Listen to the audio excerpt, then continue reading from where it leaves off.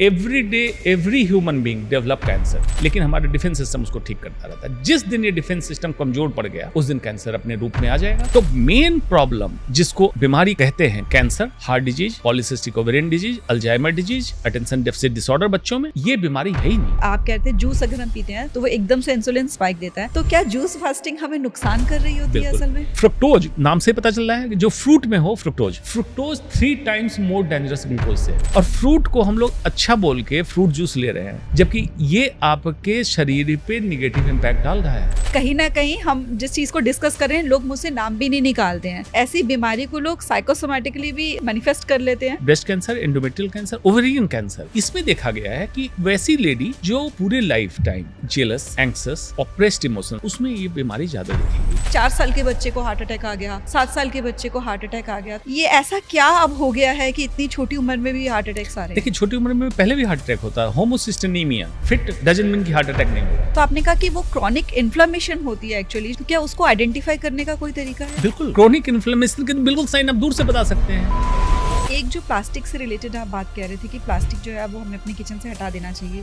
कि लोगों के घर में जो शो पीस हैं या ऐसी चीजें रखी हुई हैं प्लास्टिक की, वो भी उतना ही नुकसान करती हैं। बिल्कुल, जो नॉन स्टिक तवे पे, बर्तन पे होता है, आप कुक करती हैं, कुछ दिनों में वो नॉन स्टिक खत्म हो जाता है, वो कहाँ गया? इंसान के पेट में।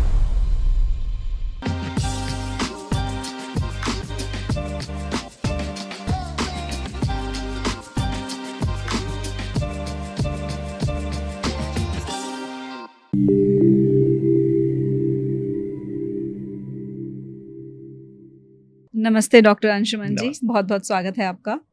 तो आज मैं ये चाहती हूँ कि जो भी हम लोगों के मन में आजकल डर है आम जनता के, कैंसर से रिलेटेड बहुत सारी खबरें आती हैं, हार्ट अटैक से रिलेटेड खबरें बहुत सारी आती हैं, और वो इस तरीके से आती हैं कि हमको आजकल ऐसा लगने लगा है कि हमारे हाथ में कुछ रह नहीं गया। पता नहीं कब किसी को कैंसर हो जाएगा, पता नहीं कब किसी को हार्ट अटैक हो जाएगा। तो आज हम इसी बारे में डिस्कस करेंगे कि कैसे हम इन चीज़ों से खुद को बचा सकते हैं और किस तरीके से हम अपने लाइफस्टाइल को कन्वर्ट कर सकते हैं ताकि हम डिसीज फ्री रह सकें, हेल्दी रह सकें, जैसा कि अभी आप कह रहे थे। देखिए, आपने तो- शुरुआत की डर से। जी। एक मनोस्थिति समझ लीजिए कि आज 98% इंसान भय की स्थिति में जी रहा है, राइट। और जो 1-2% बचे हैं उसमें अधिकतम निर्भय हो चुका है, मद्दुसाहसी हो चुका है, वो कुछ भी करने को तैयार है, मारने मरने को तैयार है। तो डर एक इंसान की मनोवृत्ति बन गई है, और होमोसेपियंस के इवोल्यूशन को देखेंगे तो हमारे पूर्वज भी डरते थे, लेकिन शिकार करने जाते थे प्रेडेटर्स, शेर से, बाघ से डरते थे, कहीं आके उनको खा ना जाए। तो एक डर का बना, लेकिन धीरे धीरे इवोल्यूशन हुआ सिस्टम का, होमोसेपियंस बने जो हम लोग आज हैं। तो हमने घर बनाया, प्रेडेटर से बचने लगे, जंगल काट दिए, लेकिन फितरतन इंसान और ज्यादा डर गया। अब डरने के लिए आपको न जंगल है न शेर है, तो कैंसर, हार्ट अटैक, इसको लोग बहाना बना रहे हैं। डरने की जरूरत नहीं है। मैं कई बार इस बात को कह चुका हूं कि कैंसर बीमारी है ही नहीं, बीमारी कहीं और है, और कैंसर का डर बनाया हुआ हो। कैंसर एक बाजार है, और कैंसर आप हर दिन बाजार से खरीद के लाते हैं, पूरी कोशिश करते हैं कि मुझे कैंसर हो, तब जाके किसी को कैंसर होता है। तो एक स्थिति क्या ऐसी हो सकती है इंसान की निर्भय, न डरा हुआ मतलब भय में, और न निर्भय, अभय की स्थिति हो सकती है? आंसर इज यस, हो सकती है। जागरूकता की जरूरत है। विज्ञान को हर समय प्रत्यक्ष और प्रमाण से समझने की जरूरत है। अगर इसको बिल्कुल सुचारू रूप से हर इंसान को विज्ञान की समझ हो जाए, जो हमारा कॉन्स्टिट्यूशन, हमारा संविधान भी आर्टिकल 51 सेक्शन H कहता है, citizen of India should have scientific temper. तो अगर वैज्ञानिक सोच हमारी डेवलप हो जाए तो कैंसर या हार्ट डिजीज से डरने की जरूरत नहीं होगी। तो ये वैज्ञानिक सोच हम कैसे डेवलप करें? बड़ी सिंपल है। हर विद्यार्थी के लिए 10वीं तक जरूरी है कि विज्ञान की पढ़ाई प्रॉपर हो। प्रॉपर मैं इसलिए कह रहा हूं कि जो विज्ञान की पढ़ाई अब हम कराते हैं वो नौकर बनाने के लिए कराते हैं कि नौकरी कर ले।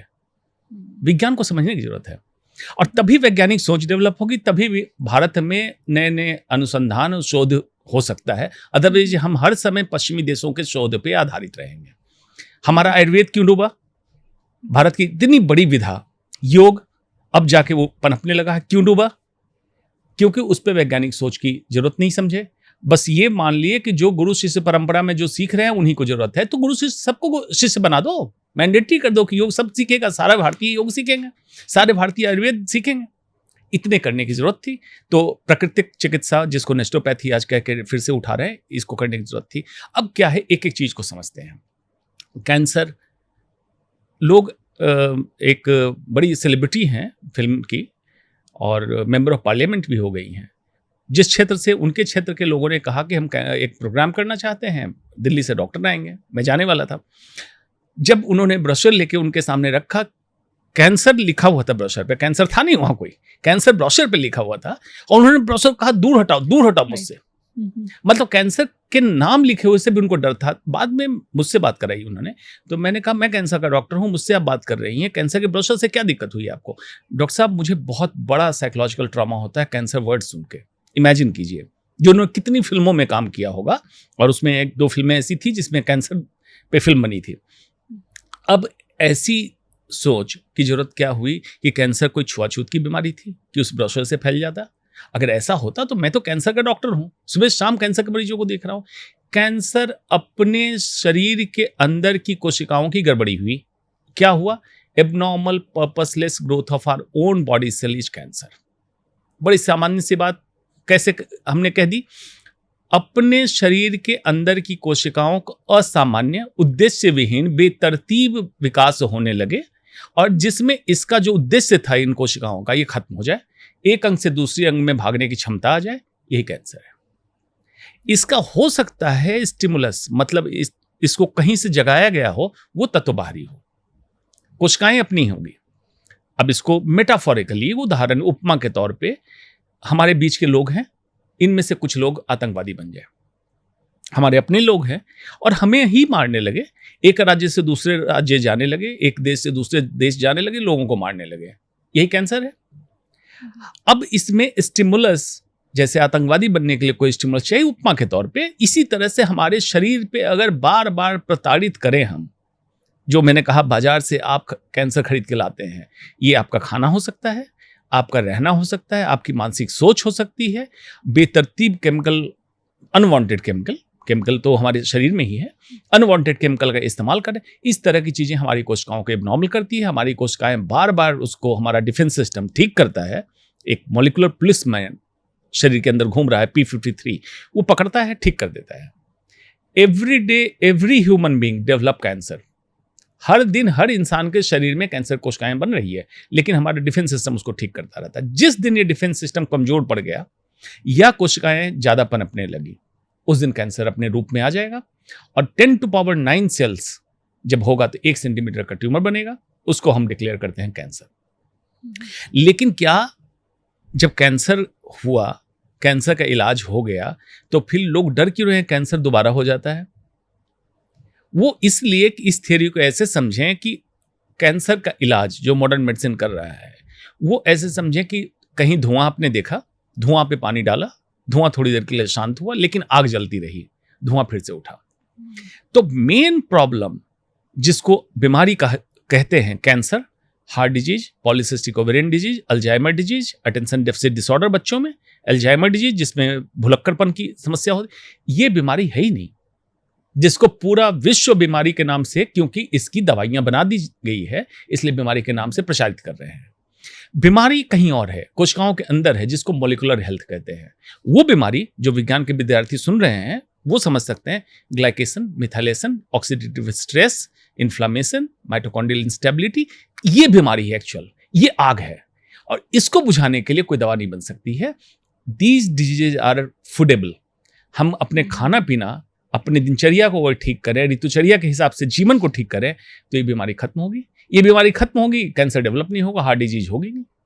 हमें वहां ठीक करने की जरूरत है। तो जैसे कैंसर का ये आपने बताया कि सबसे पहले वो डेवलप होता है 1 सेंटीमीटर का डेवलप होता है, जिसको कि हम डायग्नोस करके ये नाम दे देते हैं।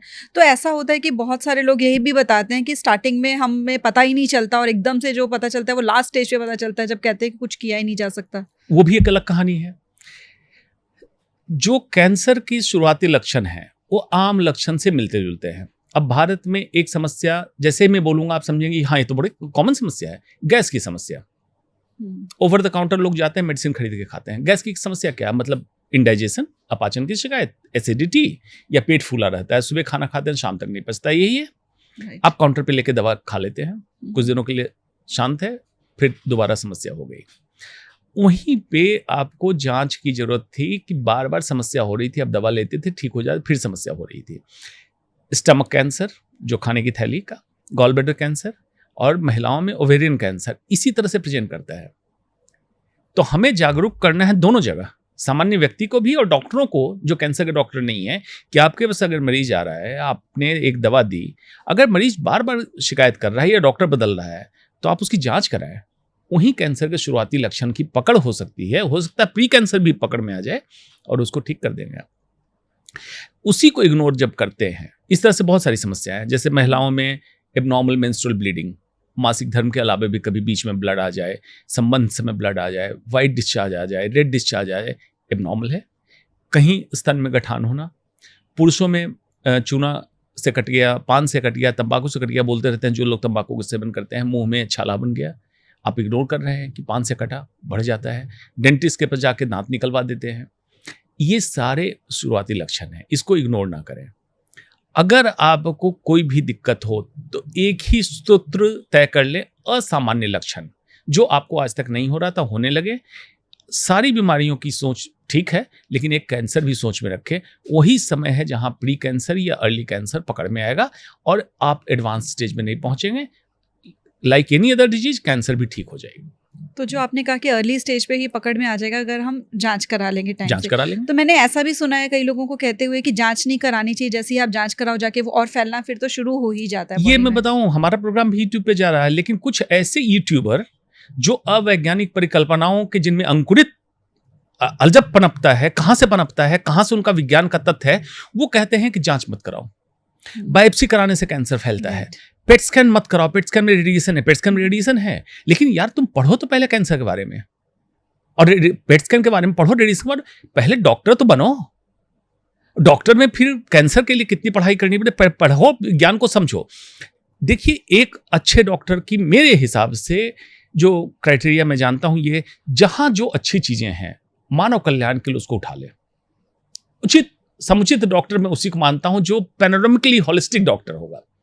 ऐसा नहीं कहेगा कि मैं जो कर रहा हूं बेस्ट है, बाकी सब बेकार है। तुम किसी भी इतने रिसर्च के बाद कोई भी जांच निकल के आती, आज विज्ञान यहां से यहां पहुंच गया, मेडिकल साइंस क्यों पहुंचा?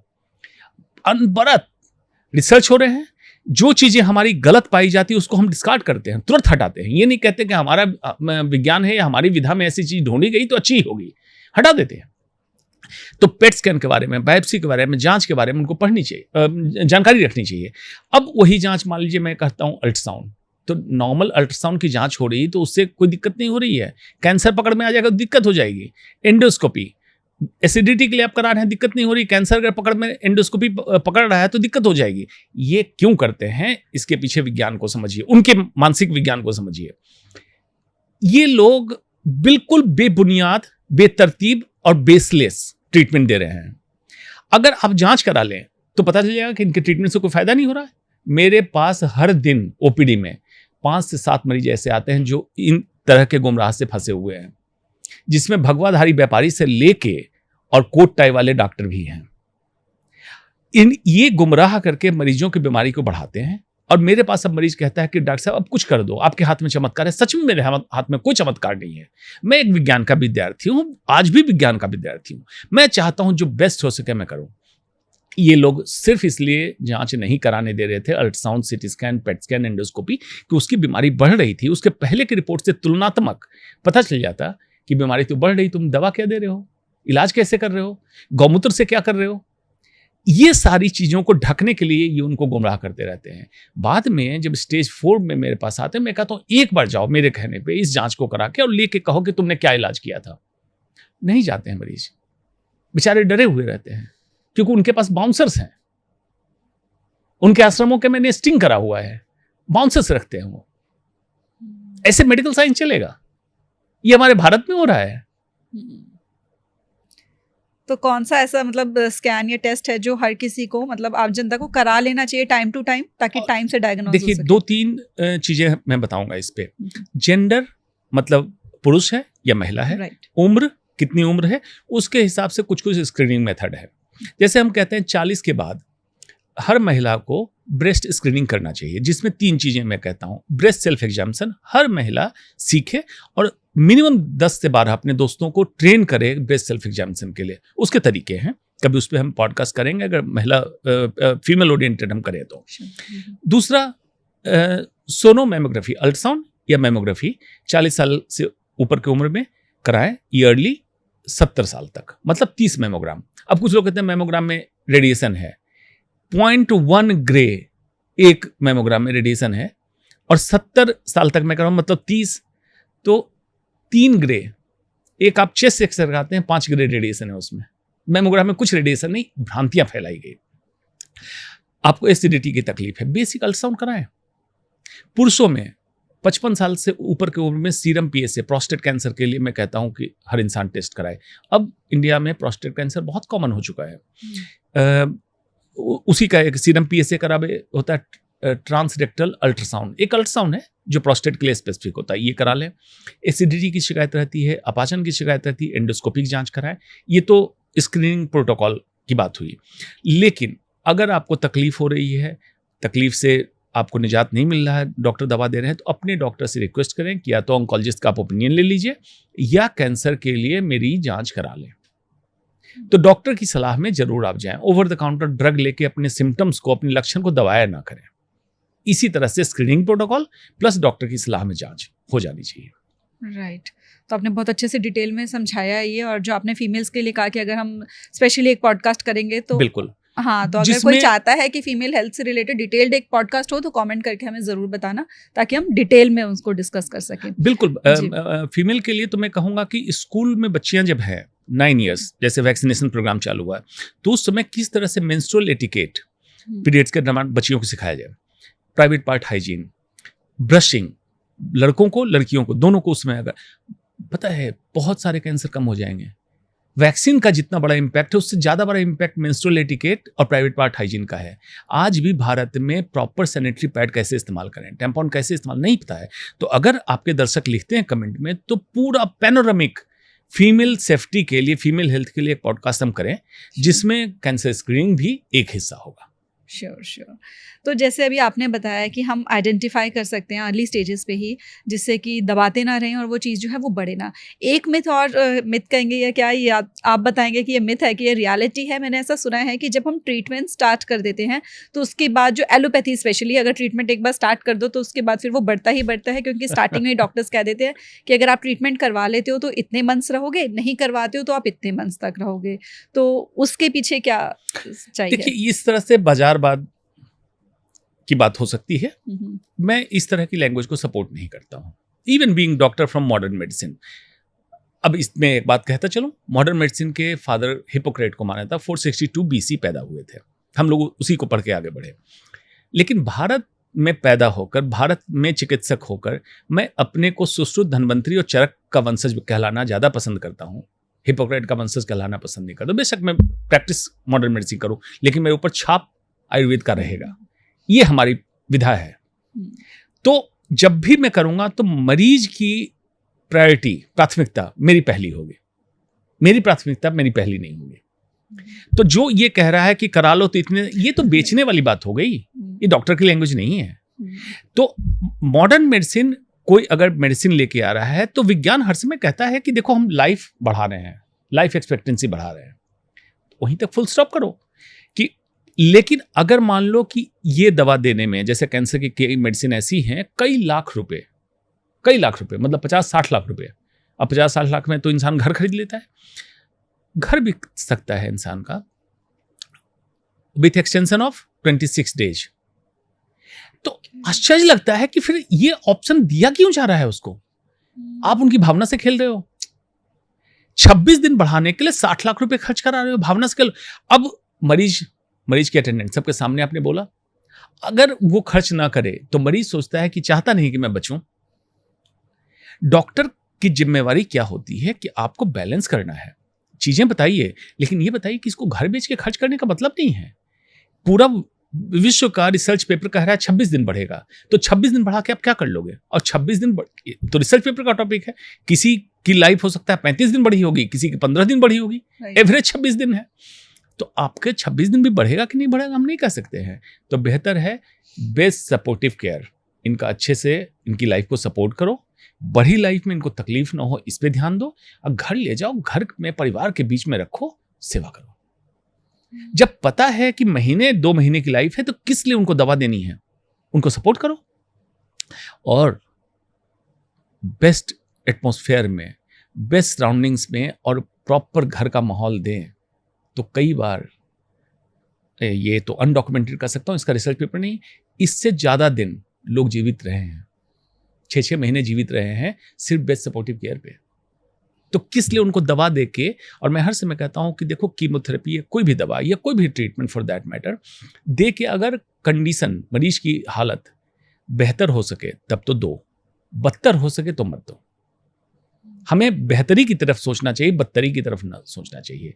तो ये तो सूत्र डॉक्टरों को भी गांठ बांध लेना चाहिए कि देखो मरीज के बारे में डिसीजन लेना तुम्हारा काम है। हाँ, कुछ लोग कहते हैं कि मरीज लीगल सूट और कोर्ट केस कर देगा, ये कर देगा, बता दो मरीज को ये है। लेकिन मरीज जब कहता है कि डॉक्टर साहब आप बताइए क्या करना है, तो आप उसके फैमिली मेंबर बन के बताओ कि तुम्हारे लिए उपयुक्त है, यही करो। इसलिए मत बताओ कि डॉक्टर सेंट्रिक अप्रोच, कि डॉक्टर को किससे फायदा हो रहा है, इसलिए बताओ कि मरीज को किससे फायदा होगा, ये ज़्यादा जरूरी है। राइट। तो जैसे आपने कहा कि ट्रीटमेंट ऐसा होना चाहिए जो मरीज की बेहतरी के लिए हो। तो जो ट्रीटमेंट की ही अगर हम बात करें तो कैंसर से रिलेटेड एक और बात जो आती है कि उसमें जब सर्जरी करने को कहा जाता है तो एक बहुत से लोग ऐसा कहते हैं कि अगर सर्जरी हो गई फिर उसके बाद कैंसर को बढ़ने से कोई नहीं रोक सकता, सर्जरी होते ही वो पूरी बॉडी में फैल जाता है। तो क्या ये सच है? मैं लगभग 24 साल पहले दिल्ली आया, मेरी कैंसर की ट्रेनिंग अहमदाबाद से हुई थी। अहमदाबाद में, मुंबई में, महाराष्ट्र में, गुजरात में कल्चर ये है कि डॉक्टर साहब सर्जरी करिए ना खो, मतलब सर्जरी कर दो डॉक्टर साहब हम ठीक हो जाएंगे। दिल्ली आते डॉक्टर साहब सर्जरी नहीं करना है, तो मैंने कहा क्या हो गया, मैं सर्जन था, बोला डॉक्टर साहब सर्जरी करने से तो कैंसर बढ़ जाएगा, बायोप्सी करने से बढ़ जाएगा। फिर मैंने नॉर्थ में पता किया कि कल्चर क्या है। नॉर्थ में कल्चर ये था कि अगर कैंसर को लोहा टच कर गया, कोई धातु टच कर गया, मतलब बायोप्सी, एफएनएसी, सुई की जांच, कैंसर सर्जरी, तो कैंसर बढ़ जाएगा। मैंने कहा कि ऐसा क्यों है? तहकीकात करने पे पता चला कि उस समय कैंसर सर्जन नॉर्थ में थे नहीं, और वो कुछ भी कर देते थे, कहीं भी खोल देते थे। जैसे मुंह का कैंसर है, यहाँ पे चीरा लगा दिया तो कैंसर तो बढ़ेगा ही, बायोप्सी वहाँ से होनी नहीं चाहिए थी, तो गलत तरीके से सर्जरी या बायोप्सी हो रही थी। जब कॉन्सेप्ट ठीक हुआ, अभी मेरे पास हजारों मरीज हैं जो सर्जरी के बाद क्योर्ड हैं, जिनके 20 साल से ऊपर हो गए, 10 साल से ऊपर हो गए। तो मैं मानता हूं कब उनको कैंसर से क्या होना है, और मिलने आते हैं उनके एरिया में, कभी शिविर लगाते हैं, प्रोग्राम लगाते हैं, मैं जाता हूं, सब नॉर्मल है। तो मैं कैसे मानूं कि कैंसर ठीक नहीं होता? क्योंकि गुजरात में जो मैंने देखा, यहां जब इंप्लीमेंट किया, बीमारी ठीक है। तो ये बिल्कुल अवधारणा है कि कैंसर में सर्जरी होने से कैंसर बढ़ जाएगा, या कैंसर में सर्जरी कराया तो बस खत्म हो गया। Properly done surgery bye qualified onco surgeon, ये भी मैं बोल रहा हूं, ये बार बार इसलिए बोलता हूं मैं कि क्वालिफाइड ऑन्को सर्जन की परिभाषा मेडिकल काउंसिल ऑफ इंडिया ने दिया हुआ है कि जो एमसीएच कैंसर सर्जरी है वही कैंसर सर्जरी करने के लिए काबिल है। अगर वो सर्जरी करता है, बीमारी को कुछ नहीं होगा, बीमारी ठीक होगी। राइट। तो जैसे आपने कहा कि सर्जरी से ठीक हो जाती है एक्चुअली में, और ये एक मिथ ही था कि नहीं कराना चाहिए। तो क्या कुछ ऑल्टरनेट मेडिसिन या, और जैसे कहते हैं कि हमारा जो साइकोलॉजिकल है वो भी एस्पेक्ट इस पे काम करता है कि बिना किसी जो मॉडर्न साइंस है उसके ट्रीटमेंट के बिना भी ठीक होते हैं? जैसे कि एक बारबरा जी हैं, आपने उनके वीडियोस देखे होंगे, तो वो बताते हैं कि बहुतों ने अपने जो ब्रेस्ट कैंसर है उसमें जो ट्यूमर था ब्रेस्ट में, उसको कैस्टर ऑयल के पैक से ही डिसॉल्व कर दिया और वो ठीक हो गए। तो ऐसी बहुत सारी वो रिसर्च बताती हैं कि बहुत सारे क्लाइंट्स ऐसे ठीक हो जाते हैं। तो क्या वाकई में ये ऑल्टरनेट चीज़ें काम करती हैं? देखिए, उस ऑल्टरनेट चीज़ों में क्या है, मैंने क्या बताया कि बॉडी का डिफेंस सिस्टम। अब जब भी ऑल्टरनेट की बात होती है तो इंसान को सडन एक सेटबैक होता है। सेटबैक में क्या करता है कि कुछ लोग तो कह देते हैं कि ठीक है, अब जो लाइफ है सो है, जैसे चल रहे हैं चलेंगे। कुछ लोग जैसे अभी रिसेंटली 6 महीने पहले एक ट्वीट करके बताया था, जिसको ब्लड कैंसर हुआ, ALL फिरंग है ये, और जाके अमेजोन के जंगल में करने लगा, स्विमिंग कर रहा था, सब कुछ कर रहा था, बाद में दिखाया क्या बॉडी डिफेंस सिस्टम को उसने जगाया। लेकिन कितने लोग ऐसे काबिल हैं जो, और ये अल्टरनेट सिस्टम का कोई रोल नहीं हुआ, उसने अपने सिस्टम को जगाया। जिसमें इंटरमिटेंट फास्टिंग से ज़्यादा रोल आ गया। अभी रिसेंट रिसर्च आया है, ऑल्टरनेट डे फास्टिंग, मतलब आज खा लो, कल 24 घंटे फास्ट रहो, ओनली वाटर। ये ऑटोफेजी पे 2022 में जापानीज साइंटिस्ट को नोबेल प्राइज भी मिला। ऑटोफेजी बेसिकली क्या है, हम जो एक्स्ट्रा खाते हैं, सेल कोशिकाएं जो कैंसर बन रही है, कोशिकाओं में प्रोटीन, फोल्डेड प्रोटीन बन के जमा हो जाता है। अब जब हम खाना नहीं खा रहे तो यही फोल्डेड प्रोटीन हमारी बॉडी को एनर्जी देके चला रहा है। ये ऑटोफेजी में क्या होता है कि करेक्ट करता है कि अगर कोई एबनॉर्मल सेल है तो उसको करेक्ट करने की कोशिश करो, नहीं है तो ऑटो मीन्स सेल्फ, फेजी मीन्स खा लो, अपने को खा लो, उस सेल को डिस्ट्रॉय कर देता है, कैंसर सेल को मार दिया।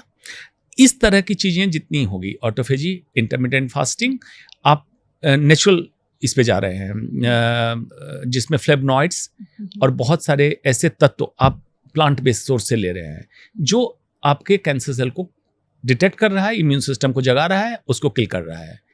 लेकिन क्या मैं कहूं कि आप करने लोगों, क्या आप उतने काबिल हैं? आपको इन सिस्टम की जानकारी है? हाँ, कोई क्वालिफाइड जिसका प्रूवन, और दूसरा विज्ञान हर समय मानता है मल्टी सेंट्रिक स्टडी, कई सेंटर पे इसको किया जाए और कम से कम मोर देन 1000 पेशेंट रिक्रूट हों, तब इसको हम प्रमाण के तौर पे मानते हैं। एक पेशेंट में डिवर्ट होना, तो मैं तो कह रहा हूं every day every human being, आज भी मेरे अंदर कैंसर सेल बन रहा है, सबके अंदर बन रहा है और मर रहा है। इसका एविडेंस आपके पास नहीं है। एविडेंस हम सर्कुलेटिंग ट्यूमर सेल को देखते हैं तो हाँ कैंसर सेल था, लेकिन इसको तो कैंसर हुआ नहीं। अकियामा एक जापानीज सर्जन था, इसोफेगस कैंसर सर्जरी करता था। तो वो क्या करता था, इसोफेगस के लिए जब चेस्ट खोलता था तो रिब के छोटे टुकड़े को भेजता था जांच के लिए, कहता तो उसमें कैंसर सेल पाया गया, इसोफेगस को हमने निकाल दिया। लेकिन बाद में इस मरीज को कभी कैंसर हुआ क्यों नहीं? मरीज का खाना कम हो गया। तो न्यूट्रिशनल डेंस फूड जो हम खाते हैं वो कैंसर कराता है। और एनर्जी जब कम होती है, न्यूट्रिशन, जब हम जो खाना खा रहे हैं न्यूट्रिशनली डेंस फूड ना हो, हम बैलेंस फूड लें, तो एनर्जी अगर बॉडी को कम मिलती है तो कैंसर सेल मरने लगता है। अकियामा की रिपोर्ट के बाद ये आया। न्यूट्रिशनल डेंस फूड मतलब? न्यूट्रिशनल डेंस फूड जैसे आपने पिज्जा खाया, बर्गर खाया, तो इतना छोटा खाना 300 ग्राम में आपको कैलोरी बहुत ज्यादा मिल गया, न्यूट्रिशनल डेंस फूड। इसकी जरूरत नहीं है आपको। आपको जरूरत क्या है? ट्रेस एलिमेंट्स, एंटीऑक्सीडेंट्स ये मिल जाए, प्रोटीन मिल जाए, कार्ब ना मिले, बॉडी बना लेगी।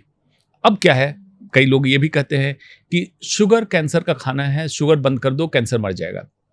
देखिए इसमें कितनी कॉम्प्लेक्सिटी है। शुगर बॉडी के हर सेल का खाना है। Sugar is essential for life. Sugar के बिना इंसान जीवित नहीं है। और कैंसर सेल को स्टार्व करने के लिए इंसान को पहले मरना होगा, तब कैंसर सेल मरेगा। पहली बात। एट द सेम टाइम मैंने कहा sugar is essential for life, but sugar is not essential in the food. कितना कॉम्प्लेक्स है साइंस। मतलब मैं कह रहा हूं कि शुगर के बिना मैं जीवित नहीं हूं, लेकिन शुगर खाने में नहीं चाहिए, तो शुगर आएगा कहां से? जो फैट खाते हैं, जो प्रोटीन खाते हैं, लिवर में एक प्रोसेस है ग्लूकोनियोजेनेसिस, फैट को प्रोटीन को कन्वर्ट करता है। जितनी शुगर हमें चाहिए उतना ही बनाएगा लिवर। कितना प्रोसेस दिया हुआ है कि जितनी हमें जरूरत उतना ही बनाएगा, तो एक्स्ट्रा शुगर नहीं है। अभी हम क्या कर रहे हैं? बर्गर खा रहे हैं, पिज्जा खा रहे हैं, प्रोसेस्ड फूड, सीधा हाई ग्लाइसेमिक इंडेक्स, पूरा शुगर पंप हुआ और इंसुलिन पंप हुआ, insulin spike and insulin like growth factor 1 IGF-1, दो ऐसे तत्व हैं जो कैंसर सेल को बढ़ाते हैं। तो ऐसे व्यक्ति अगर शुगरी फूड खा रहा है, प्रोसेस्ड फूड खा रहा है, शुगरी ड्रिंक पी रहा है, कैंसर के रोगी या स्वस्थ व्यक्ति, बार बार इंसुलिन स्पाइक हो रहा है, तो इसमें कैंसर बढ़ेगा। तो sugar is directly not feeding cancer, directly मतलब वो खा ही रहा है, लेकिन sugar directly responsible insulin like growth factor, ये कैंसर को बढ़ाता है। तो एट द सेम टाइम ये भी सच है कि ज्यादा शुगरी फूड नहीं खाए, कैंसर को बढ़ावा मिलेगा। कॉम्प्लेक्स है विज्ञान। बिल्कुल बिल्कुल। और मतलब काफी अच्छे से दिमाग पे पूरा जोर जा रहा है कि हाँ कि क्या चीजें, क्लैरिटी आ रही है कॉन्सेप्ट की ना, कि वाकई में जो शुगर कहते हैं नुकसान करती है, तो वो कैसे करती है। शुगर अपने आप में नुकसान नहीं कर रही है, लेकिन शुगरी फूड नुकसान कर रहा है। Sugary food, insulin. अब जैसे उसमें भी लोग कहते हैं कि अच्छा सर फ्रेश जूस पी ले, जूस मत पिए, रीजनल फ्रूट खाइए, सीजनल फ्रूट खाइए, फल खाइए। फल को जब प्रकृति ने पैक किया तो साथ में फाइबर डाला, और दो तरह के फाइबर डाले, सोलेबल, इनसोलेबल। सोलेबल फाइबर है इनुलिन, पेक्टिन। इनसोलेबल फाइबर है सेल्यूलोज। इंसान हम डाइजेस्ट नहीं कर सकते हैं सेल्यूलोज। गाय में भैंस में जैसे घास खा लेते हैं, घास में सेलुलोज है। तो जो फल में रेसे होते हैं, जैसे मियाजाकी मैंगो आजकल बड़ा पॉपुलर है, 2,70,000 रुपये किलो मिल रहा है। वो इसलिए पॉपुलर है कि एंथ्रोसाइनिन और फाइबर उसमें ज़्यादा है। सेम शुक्ल आम बिहार में होता है, चौसा आम उत्तर प्रदेश में होता है, इन सब में फाइबर ज़्यादा है। ये जो सेलुलोज फाइबर है ये आपके गट को कोट कर देता है पहला। तो जैसे फिश नेट, मछली निकालने की जाली होती है, इस तरह से जाली बन गई और इसमें सोल्यूबल फाइबर इनुलिन पेक्टिन इसको प्लग कर दिया, तो ये एक जाली नुमा आपके हाथ में कोटिंग हो गई। अब फ्रुक्टोज गया जो आम का मीठापन है, तो ये स्लोली एब्जॉर्ब हुआ। तो बॉडी में इंसुलिन सेंस किया कि अच्छा स्लो आ रहा है ग्लूकोज, तो बहुत ज़्यादा इंसुलिन मत बढ़ाओ। तो बॉडी को सेंस हुआ तो इंसुलिन ज़्यादा नहीं बढ़ाया। अब आपने इसी की जगह क्या ले लिया, फ्रूट जूस, फाइबर आउट, सीधा सीधा आपका बॉडी सेंस कर रहा है ग्लूकोज बहुत हाई आ रहा है, इंसुलिन बढ़ा दो, हाई इंसुलिन स्पाइक। और जूस को क्या कर रहे हैं कि फॉर एग्जांपल मैं कहूँ 1 ग्लास आपको जूस लेना है तो 6 संतरे से 1 ग्लास जूस बनेगा। आपने ले लिया, 2 घंटे बाद फिर आपने सोचा कि बहुत न्यूट्रिशियस चीज़ है, 1 ग्लास और जूस ले लेते हैं। लेकिन मैं कहूँ कि आप जूस ना लें, संतरा खा लें। 1 संतरा आप खा लेंगे, दूसरा संतरा अच्छा डॉक्टर साहब अब रहने दीजिए, दूसरा मैंने कहा नहीं खाइए, अभी 6 संतरे के बराबर आपको खाना है। तीसरा संतरा डॉक्टर साहब अब नहीं होगा, क्यों? फाइबर ने आपको फुलनेस दिया, तो आपका ग्लूकोज का कंटेंट भी कम गया। खाने को ऐसे समझना है। और ऑलवेज कहा जाता है if you don't take food as medicine, you have to take medicine as food. तो यही विज्ञान के जागरूकता की जरूरत है कि एवरीथिंग जो हम करते हैं, और बुद्ध ने कहा था माइंडफुलनेस, सचेतन की अवस्था में रहना। सचेतन वही है कि जब हो जहां हो उस चीज को अच्छे से सोचो समझो तब करो। राइट। और जानने की 3 स्थिति होती है, जानना, समझना और बुझना। अब देखिए, जानना है, मैंने कोई किताब पढ़ी, इंफॉर्मेशन मैंने गैदर की, किसी और की जानकारी थी, मैं जान गया। अब इस पे मैंने चिंतन मनन किया, समझ लिया। लेकिन जिस दिन मेरी जिज्ञासा इस टॉपिक पे बंद हो गई, अब मैं पूरी तरह जान चुका, बुझना। तो सचेतन की अवस्था यही है कि हर टॉपिक को, हर विज्ञान के टॉपिक को आप बुझने तक जानिए, समझिए और बुझ जाइए। तब जाके आपको समझ में आएगा कि कितनी गलतियां हम कर रहे हैं। तभी तो मैं कहता हूं, आप कैंसर बाजार में खरीद रहे हैं, रोज खरीदते हैं, रोज कोशिश करते हैं कैंसर हो। आपको सिर्फ बुझने की जरूरत है हर टॉपिक। एक भी निवाला उठा के आप मुंह में डाल रहे हैं, आप ये सोचिए इधर यू आर फीडिंग डिजीज और फाइटिंग अगेंस्ट इट। हर निवाले पर सोचिए कि ये खाने पे मेरी बीमारी बढ़ेगी या मुझे उससे लड़ने की क्षमता बढ़ाऊं। छोटी सी बात है, इन छोटे छोटे छोटे छोटे जीवन में बदलाव करें, बीमारी आएगी नहीं। और मैं उस दिन अपने को सफल डॉक्टर मानूंगा जिस दिन मेरे जैसे डॉक्टरों की जरूरत भारत को कम होने लगेगी। मैं मानूंगा मैं सफल डॉक्टर हो गया। डॉक्टर का एक्चुअल मतलब क्या है लोगों को पता भी नहीं है। डॉसियर लैटिन वर्ड से निकला था डॉक्टर, डॉसियर, जिसका मतलब टीचर, शिक्षक। तो डॉक्टर का मेन रोल था to teach the society, aware करो, और उसका कोई बीमार हो तो उसका इलाज कर दो। लेकिन आज भौतिकवादी युग में डॉक्टर का रोल रिवर्सल हो गया है, पैसा कमाना मेन एम हो गया है, टीच करना कहाँ एम रह गया। ये एम हमारा था। बहुत ही अच्छी सोच है आपकी है ना, कि हाँ कि टीच करना है, अवेयर करना है, ताकि जो राइट स्टेप्स हैं, राइट एक्शंस लेना सब शुरू कर दें, डिसीज से दूर चले जाएं। तो अभी क्योंकि हम वो जूस की बात कर रहे थे और फ्रूट की बात करते थे, तो एक क्वेश्चन मेरे माइंड में ये आ रहा था कि आप कहते हैं जूस अगर हम पीते हैं तो वो एकदम से इंसुलिन स्पाइक देता है, और क्योंकि आजकल एक ये बड़ा ट्रेंड चला हुआ है कि जूस फास्टिंग करो, तो क्या जूस फास्टिंग हमें नुकसान कर रही होती है? असल में जूस फास्टिंग नुकसान कर रही है। जूस में क्या है, वेजिटेबल जूस आप ले लें, ग्लूकोज नहीं है, फ्रुक्टोज नहीं है। ओके। आपको एंटीऑक्सीडेंट्स, मिनरल्स मिल रहा है, वो चाहिए। वाटर, जैसे खीरा 97% वाटर कंटेंट है, बाकी इलेक्ट्रोलाइट, एंटीऑक्सीडेंट्स, ये आप ले लें, कोई दिक्कत नहीं है। कोई भी जूस, देखिए शुगर जब मैं बोलता हूं तो ग्लूकोज, फ्रुक्टोज, सुक्रोज। सुक्रोज गन्ने के रस में, ग्लूकोज सब लोग जानते हैं। ग्लूकोज इतना एडिक्टिव नहीं है जितना लगता है। नॉर्मल चीनी जो लेते हैं उसमें 1 मॉलिक्यूल ग्लूकोज, 1 मॉलिक्यूल फ्रुक्टोज है। फ्रुक्टोज नाम से पता चल रहा है कि जो फ्रूट में हो फ्रुक्टोज, तो फ्रूट का मिठास फ्रुक्टोज से है। Fructose 3 times more dangerous glucose से है। और फ्रूट को हम लोग अच्छा बोल के फ्रूट जूस ले रहे हैं, जबकि ये आपके शरीर पे निगेटिव इंपैक्ट डाल रहा है। फ्रुक्टोज हमें नहीं चाहिए। सिर्फ बॉडी में एक ही अंग है लिवर जो फ्रुक्टोज को डाइजेस्ट कर सकता है, लेकिन लिवर के ऊपर सडन फ्रुक्टोज का लोड आता है तो उसको कन्वर्ट करता है फैट में और फैटी लिवर बना देता है। फैटी लिवर बनते इंसुलिन रेजिस्टेंस होते डायबिटीज, महिलाओं में पॉलीसिस्टिक ओवेरियन डिजीज, फिर इंसुलिन स्पाइक बढ़ा क्योंकि रेजिस्टेंस हो रहा है। जैसे मान लीजिए कि इस रूम में 2 टन की कैपेसिटी हमने रख दिया, अब भर दिया, अब इसके बाद दरवाजा खोलने में ज़्यादा प्रेशर लगेगा, फिर हमने कोशिश करी 1 टन और भर दिया दरवाजा, और इंसुलिन रेजिस्टेंस, यही इंसुलिन रेजिस्टेंस है। अब काम करने के लिए इंसुलिन को ज़्यादा मेहनत करनी पड़ी, इंसुलिन स्पाइक बढ़ता जा रहा है, अल्टीमेटली कैंसर। तो एक दिन में कैंसर डेवलप नहीं होता है, बहुत ज़्यादा अत्याचार हमें करना पड़ता है अपने शरीर के ऊपर। बॉडी का नेचुरल टेंडेंसी है टू हील, और इसको हम जगाते रहते हैं कि तुम बीमार हो जाओ, सुबह से लेके फिजिकल एंड मेंटल।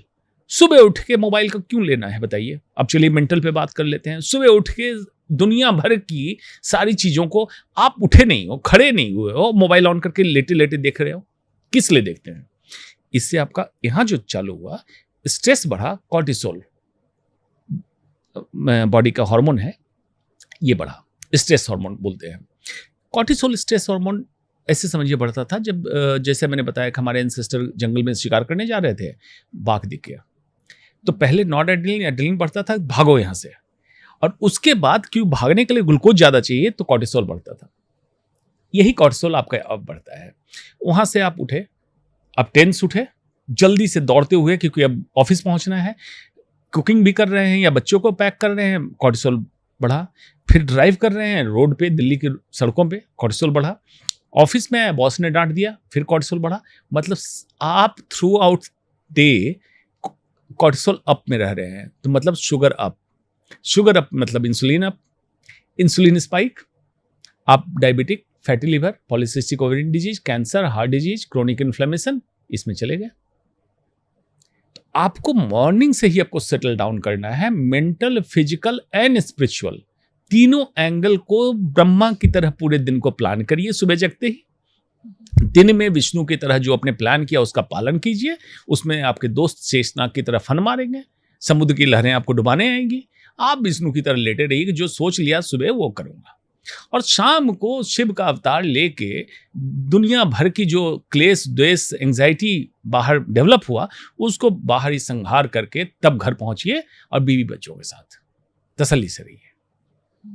और ब्रह्मा की तरह, और फिर अगले दिन सुबह जब जगे तो फिर ब्रह्मा की तरह जगे, जिसमें मोबाइल कुछ नहीं हुआ, अपने दिन की सुचारू रूप से प्लानिंग कर ली और तब घर से निकले।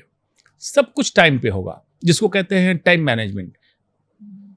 ये कई बार मैं पूछ चुका हूं कि मैनेजमेंट ऑफ टाइम क्यों नहीं कहते हैं, समय का प्रबंधन क्यों नहीं कहते हैं? क्योंकि यू कांट मैनेज टाइम।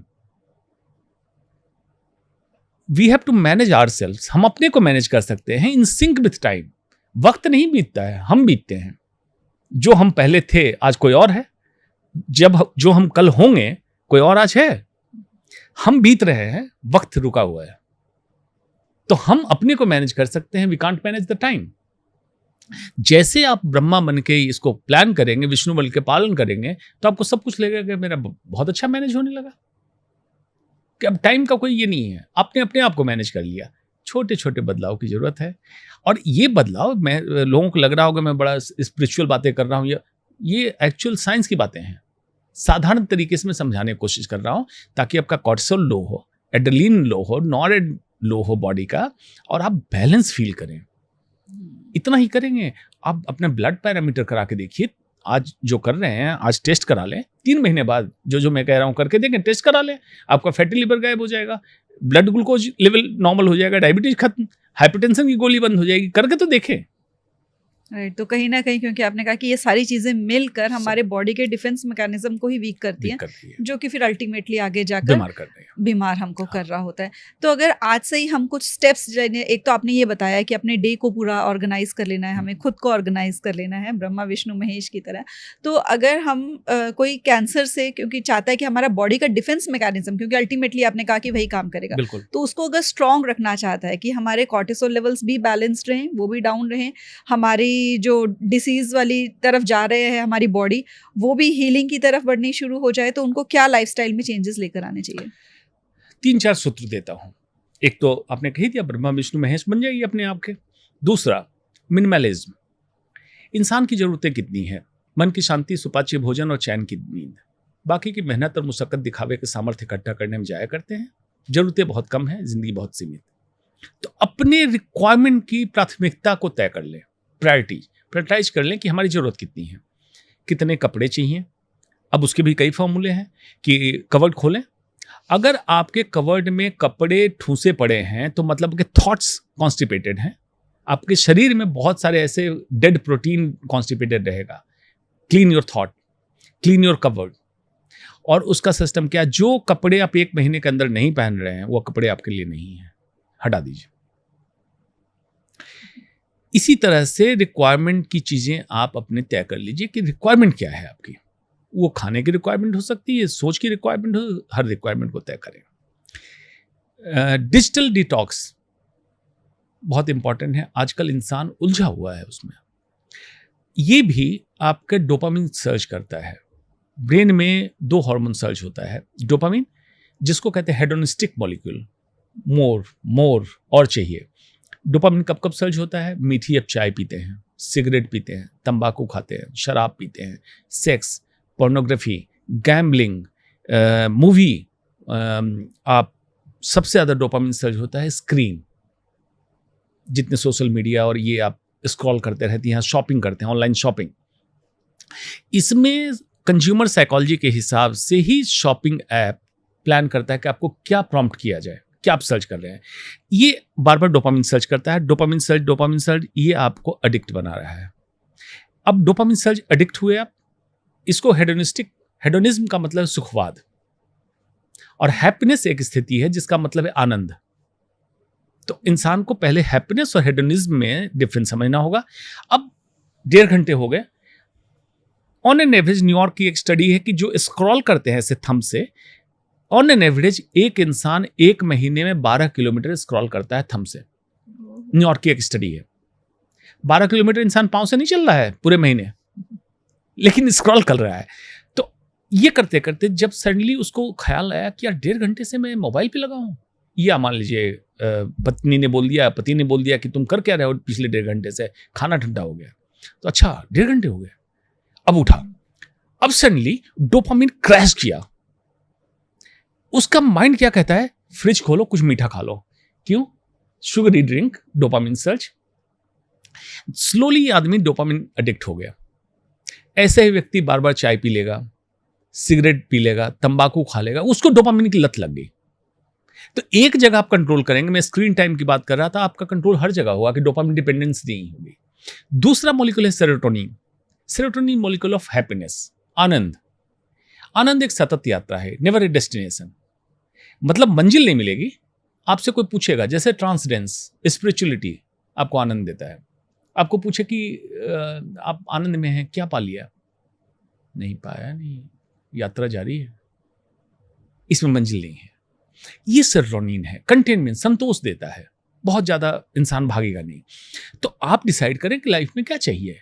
क्या इसी रेस में भागते रहना है, या कहीं तो आनंद की स्थिति में रुकोगे? ये यात्रा ढूंढो, कौन सी यात्रा तुम्हारे लिए है।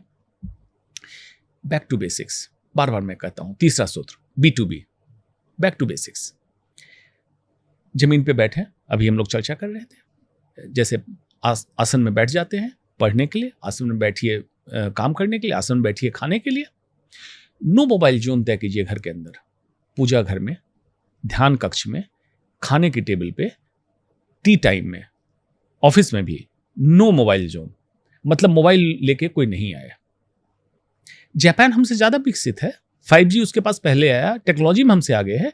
वहां पे इचिगो इची एक कॉन्सेप्ट है, मेकिंग मोस्ट ऑफ इट। जिस टाइम में बैठे हैं इसका पूरा इस्तेमाल करेंगे। तो उसमें टी टाइम में मोबाइल अलाउड नहीं है, उसको कहते हैं नोमो जोन, नो मोबाइल जोन। तो क्या हम नहीं कर सकते हैं? हमें करना चाहिए घर के अंदर। हमारी भी संस्कृति अच्छी है, हम अगर करेंगे तो ये भी कर सकते हैं, इसको कर लें।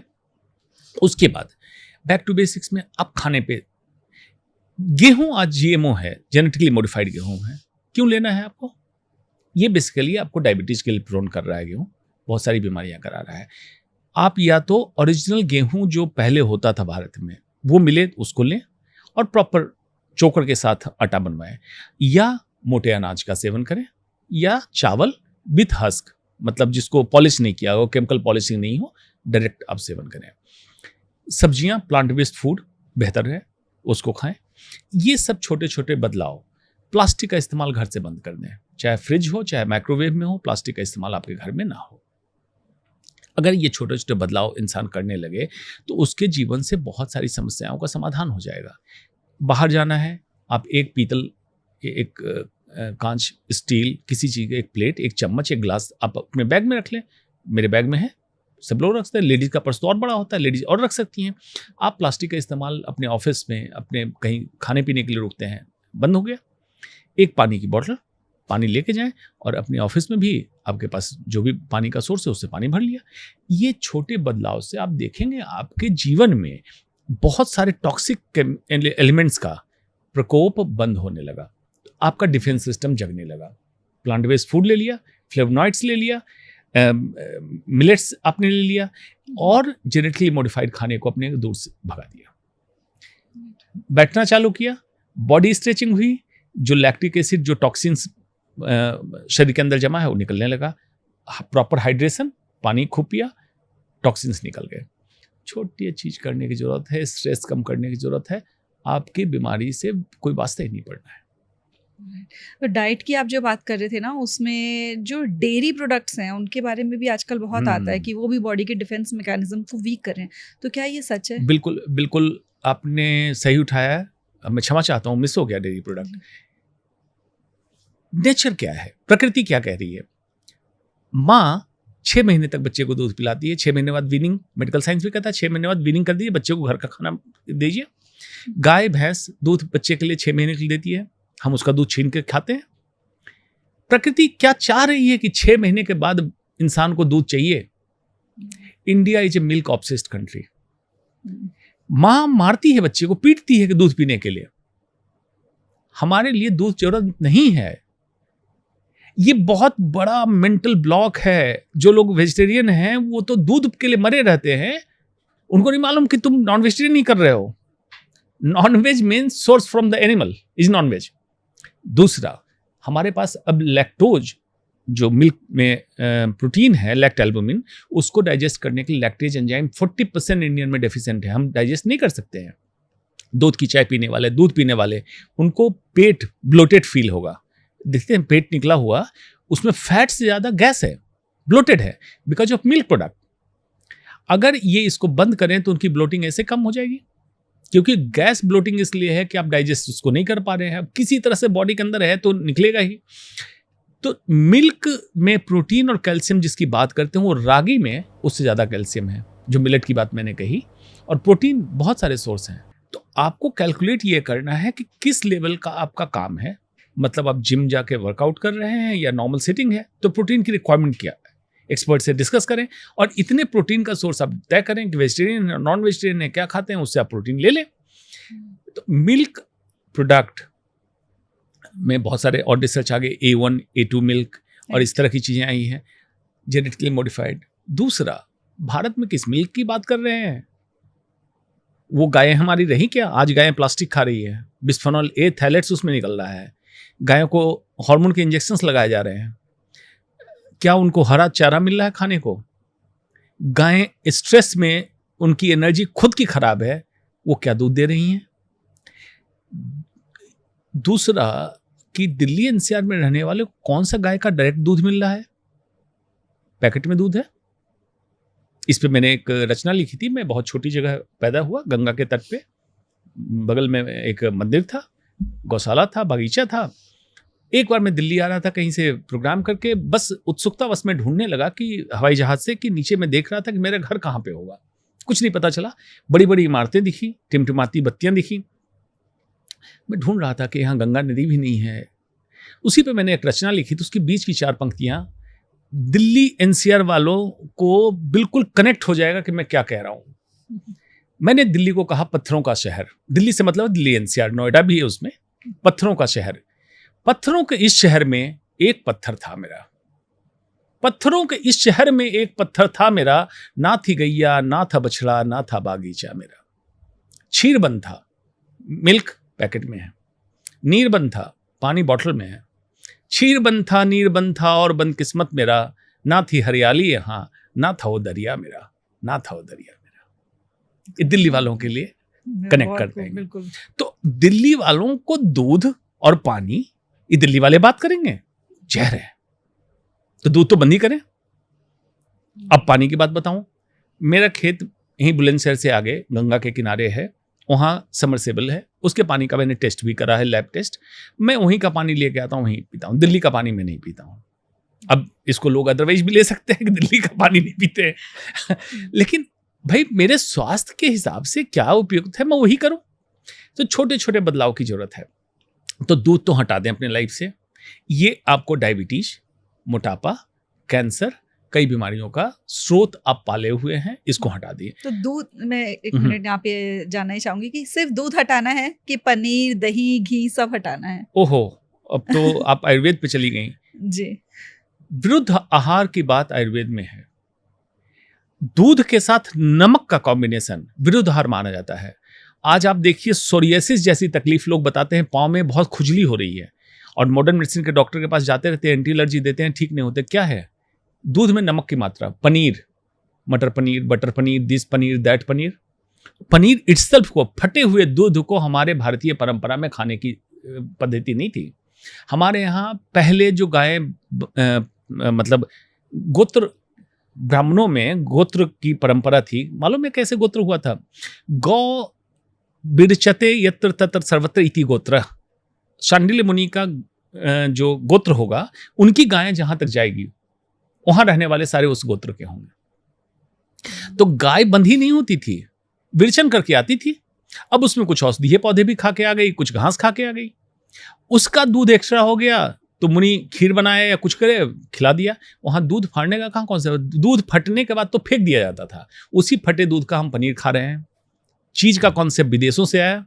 तो भाई विदेशों में 6 महीने तो उनके यहाँ बर्फबारी रहती है, तो स्टोर करके रख लेते हैं। तुम्हारे यहाँ कौन सी बर्फबारी है?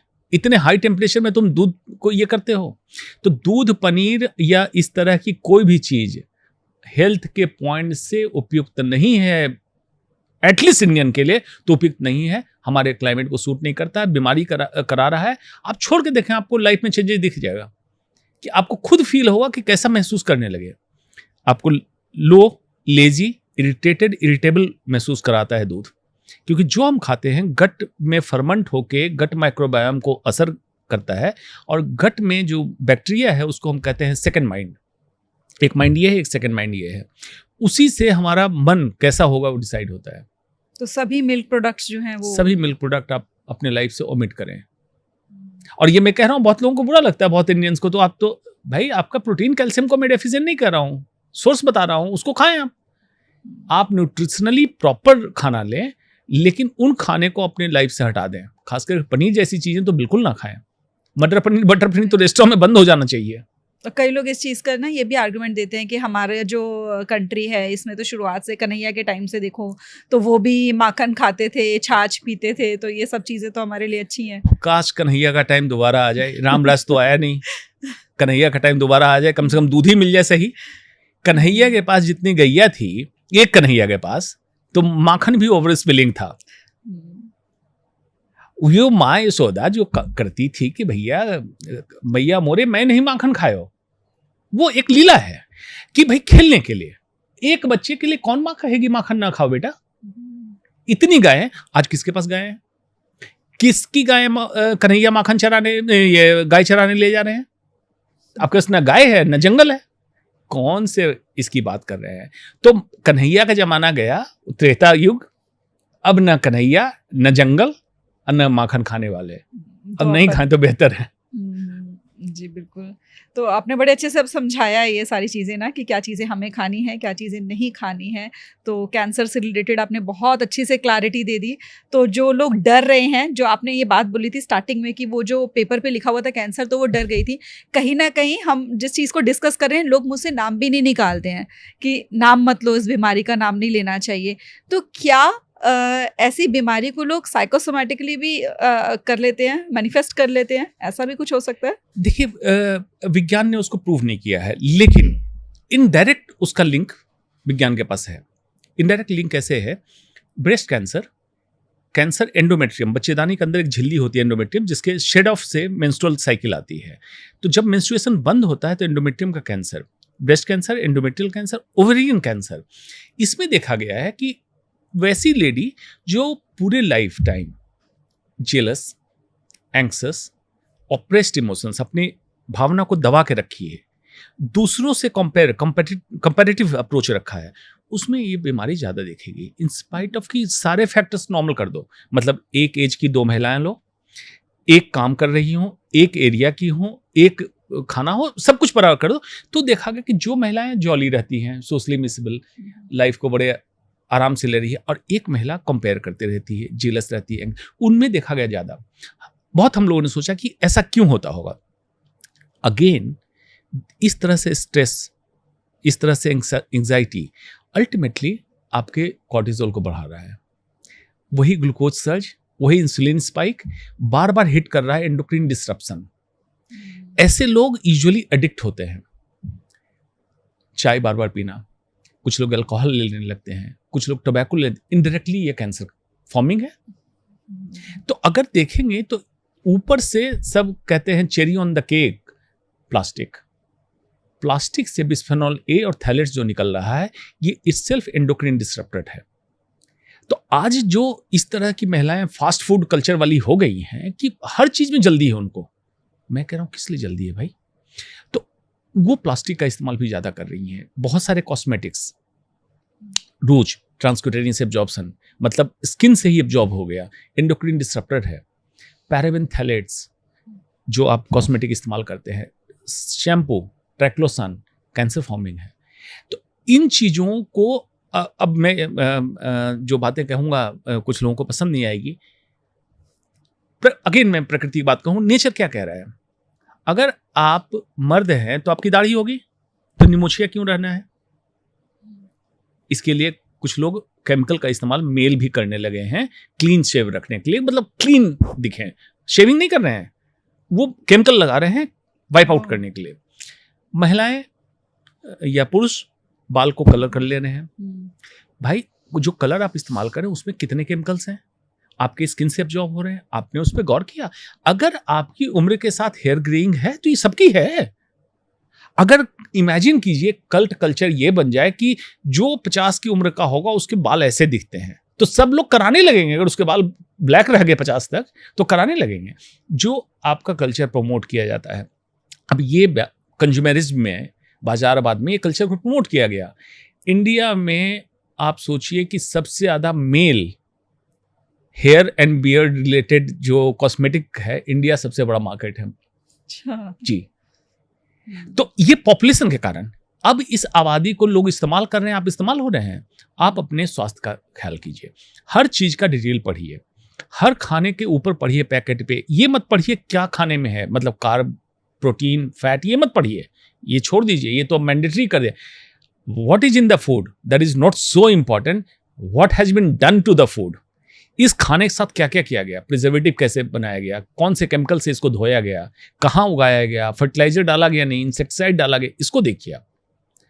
और इसीलिए मैं कहता हूँ रीजनल खाएं, सीजनल खाएं। नंबर 1, जितना हो सके नेचुरल रहने की कोशिश करें, whether it's a thought, whether it's a physical appearance, naturally रहें।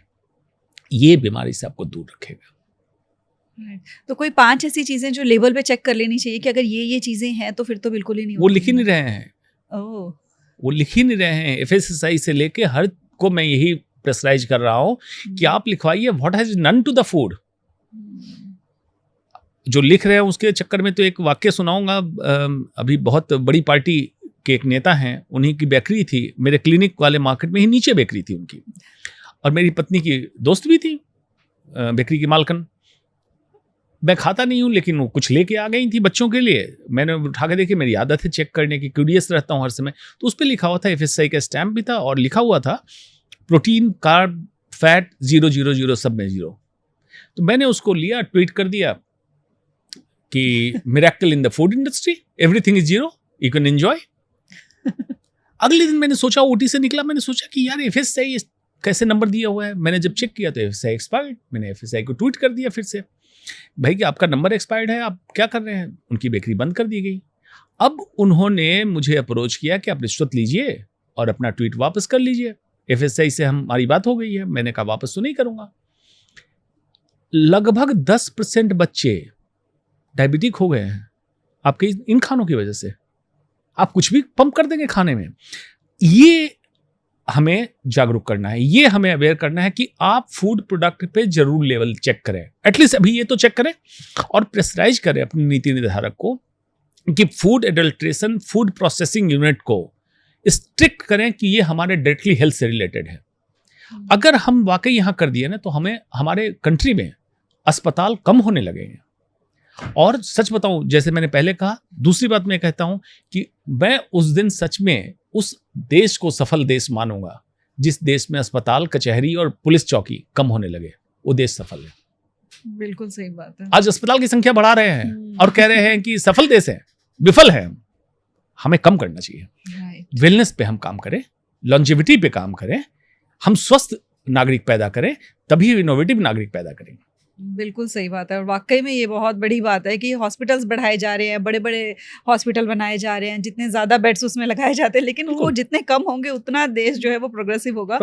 तो जो अभी आपने बच्चों की बात करी थी कि 10% बच्चे डायबिटिक हो रहे हैं, तो जब हम आपस में पहले बात करते तो मैंने कहा कि एक हार्ट अटैक से रिलेटेड बहुत डर है। अब उस डर में क्या है कि आजकल न्यूज़ आती है कि 4 साल के बच्चे को हार्ट अटैक आ गया, 7 साल के बच्चे को हार्ट अटैक आ गया। तो ये ऐसा क्या अब हो गया है कि इतनी छोटी उम्र में भी हार्ट अटैक्स आ रहे हैं? देखिए, छोटी उम्र में पहले भी हार्ट अटैक होता है। होमोसिस्टेनीमिया एक कंडीशन है, सिस्टीन डिसऑर्डर। ये बच्चों में होता था, हार्ट अटैक होता था, लेकिन कौन केयर करता है। होमोसिस्टीन की बीमारी पता है, आज मोबाइल आ गया। अब हर चीज को आप सोशल मीडिया पे डाल रहे हैं। सोशल मीडिया पे टाइम भी लोगों को कितना है, पढ़ रहे हैं। हाँ, लेकिन एडल्ट में, यंग एडल्ट में हार्ट अटैक बढ़ा है, इसमें कोई दो मत नहीं है। कोविड के बाद हार्ट अटैक बढ़ा है। वैक्सीन का जो रिलेशन देखा जाए उससे ज्यादा रिलेशन कोविड का है, उससे हार्ट अटैक बढ़ा। दूसरा, जिमर, कोविड के बाद लोगों को फिटनेस का बड़ा चला। अब उसमें जिमर जो हैं, एक्सेसिव जिम जो करते हैं, उसमें हार्ट अटैक ज्यादा होगा। ये रिसर्च है। हाँ, लोग समझते हैं। हाँ, आज ही कई प्रोग्राम, एक फिल्म की कोई हीरोइन है, सडन डेथ हुआ तो लोगों ने डिक्लेयर कर दिया हार्ट अटैक। मैंने कहा भाई कैसे डिक्लेयर किया? तो हाँ, ये बात तो सही कह रहे हैं, 42 ईयर्स एज है और फिट है। मैंने कहा फिट डजंट मीन कि हार्ट अटैक नहीं होगा। Reactive oxygen species, ROS generate होता है जो एक्सेसिव जिमिंग करते हैं, रात को जगते हैं, प्रोसेस्ड फूड खाते हैं, उनकी बॉडी क्रॉनिक इन्फ्लेमेशन फेज में होता है, उनमें हार्ट अटैक बहुत कॉमन है। तो यंग एडल्ट में हार्ट अटैक बढ़ा, 2 रीजन, कोविड एंड कुछ वैक्सीन। और उसके बाद ये जो सेलिब्रिटी स्टेटस बनाने में फिटनेस का सवार चढ़ा है, ये क्रोनिक इन्फ्लेमेशन हो रहा है। फिट रहें, लेकिन इस तरह से नहीं, एक्सेसिव जिमिंग करके नहीं। योग करें, साइकिलिंग कर लें, स्विमिंग कर लें, ताकि बॉडी की लचीलापन, फ्लेक्सिबिलिटी आ जाए। और सही एक्सरसाइज मुझसे पूछेंगे कि किस तरह से फिट रहें, जो हार्ट अटैक ना हो, डायबिटीज ना हो, मोटापा ना हो, कैंसर ना हो। सूत्र उसका है FARB, FARB। ऐसे एक्सरसाइज करें जिसमें flexibility, aerobics, resistance training and balancing हो। 40 साल से ऊपर के लोग लड़खड़ाते चलते हैं, सीधे चल नहीं सकते हैं। तो अगर ये चारों चीजें किसी में है तो एक ही चीज है, योगासन। और अगर आप सही मायने में करना चाहते हैं तो अपने जीवन में अष्टांग योग को उतार लें। यम, नियम, आसन, प्राणायाम, प्रत्याहार, धारणा, ध्यान, समाधि। अगर अष्टांग योग उतार लेंगे, योगासन भी हो जाएगा और साथ में आप स्वस्थ भी रहेंगे, बीमारी से दूर रहेंगे। बिल्कुल सही बात है। और वाकई में जब योगा करो तो मन सारा, वो माइंड बॉडी सोल के लिए जैसा कहा जाता है, तो स्ट्रेस भी कम हो जाता है। तो आपने कहा कि वो क्रॉनिक इन्फ्लेमेशन होती है एक्चुअली, जो बाहर से दिख फिट रहे होते हैं लेकिन उनकी बॉडी में क्रॉनिक इन्फ्लेमेशन, तो क्या उसको आइडेंटिफाई करने का कोई तरीका है? बिल्कुल। सी रिएक्टिव प्रोटीन एक ब्लड में टेस्ट होता है, उनका देखें, बढ़ा मिलेगा। ESR बढ़ा मिलेगा। अगर वो बहुत ज्यादा लिपापोती ना करें चेहरे पे, तो उनके चेहरे पे डॉट्स मिलेंगे, फ्रेकल्स हम बोलते हैं क्रोनिक इन्फ्लेमेशन में। गर्दन के पीछे एकांथोसिस निग्रिकेंस मिलेगा। क्रोनिक इन्फ्लेमेशन के बिल्कुल साइन आप दूर से बता सकते हैं। उनकी पल्स रेट एवरी टाइम 90 से ऊपर मिलेगी। Chronic inflammatory condition. Chronic inflammation क्या है? आप जैसे घर में अंगीठी चलाते हैं और उसकी चिंगारी कारपेट पे गिरते रहे, ऊपर से वो कारपेट इंटैक्ट दिखेगा, लेकिन जिस दिन आप कारपेट उठाएंगे एक एक रेसे अलग हो जाएंगे, यही है क्रोनिक इन्फ्लेमेशन। मतलब अंदर अंगीठी जल रही है, आप ऊपर से फिट दिख रहे हैं, एक दिन सडन डेथ हो गई। तो क्रोनिक इन्फ्लेमेशन को आप खत्म करना चाहते हैं तो कर सकते हैं, बिल्कुल कर सकते हैं, और पहचान भी सकते हैं। जो जो मैंने सूत्र दिए वो तो करना ही है। रात में प्रॉपर स्लीप, ये मैक्सिमम लोगों का खत्म हो चुका है। हमारा इवोल्यूशन सिस्टम जो हुआ होमोसेपियंस का, सनराइज के साथ जगने का और सनसेट के साथ सोने का, अगर नहीं भी हो रहा है तो एज अर्ली एज पॉसिबल सो जाओ, 8-9 बजे तक तो सो जाओ। अब प्रॉब्लम ये हो रही है सर्कैडियन रिदम, उसको हम कहते हैं, बायोलॉजिकल क्लॉक है दिमाग के अंदर। ये सर्कैडियन रिदम के हिसाब से अगर देखें तो इंसान रात को जगा है, खास करके so called celebrity, so called में इसलिए दे आर नॉट सेलिब्रिटी, बेचारे किसी तरह से काम चला के अपना पैसा कमाते हैं घर चलाने के लिए, हम उनको सेलिब्रिटी मान रहे हैं, उनको फॉलो करते हैं। वो सिगरेट पी रहे तो हम भी सिगरेट पी लें, वो शराब पी रहे तो हम शराब पी लें, रात में जग रहे तो रात में जग लें। अरे भाई वो सेलिब्रिटी है ही नहीं। प्रोसेस्ड फूड खाते हैं, बंद करो इसको। ऐप बेस्ड फूड, आज नॉर्मल इंसान भी ऐप बेस्ड फूड रात को मंगाता है, जगा हुआ है। एक तो सर्कैडियन डिस्टर्ब, रात को 2 बजे तुमने ऐप बेस्ड फूड मंगाया, वो खाना गर्म आया, प्लास्टिक के पैकेट में आया, बिस्फेनॉल ए थैलेट्स लीक किया, अगेन क्रोनिक इन्फ्लेमेशन। रात को भूख ज्यादा थी नहीं, ऑब्सेशन मंगाया, डोपामिन सर्च के लिए मंगाया था, उसको बच्चे को फ्रिज में रख दिया, अगले दिन सुबह उठाया, फिर माइक्रोवेव में डाला, फिर से उससे केमिकल लीच करा लिया, फिर क्रोनिक इन्फ्लेमेशन। इन चीजों को हटा दो लाइफ से। प्लास्टिक तो जनरल ही मैं कह रहा हूं हटाने के लिए, क्रोनिक इन्फ्लेमेशन का बहुत बड़ा कारण है प्लास्टिक। इन चीजों को अगर ये करे, बैलेंस करे, जरूरतों को कम करे, आपकी जरूरतें कम हो जाएगी, क्रोनिक इन्फ्लेमेशन खत्म हो जाएगा। राइट, बड़े अच्छे से आपने एक्सप्लेन किया, क्योंकि अभी तक तो यही लग रहा था, आधे लोग जिम से डर रहे थे कि जिम में जाने की वजह से ये हार्ट अटैक हो रहे हैं, जिम जो है हमारे हार्ट को वीक बना रहा है, या वर्कआउट मत करो। कई लोग कह रहे थे ज़्यादा वर्कआउट करोगे तो उससे भी हो जाता है, बट आपने एग्जैक्ट बताया है कि क्या रीज़न उसके पीछे होता है।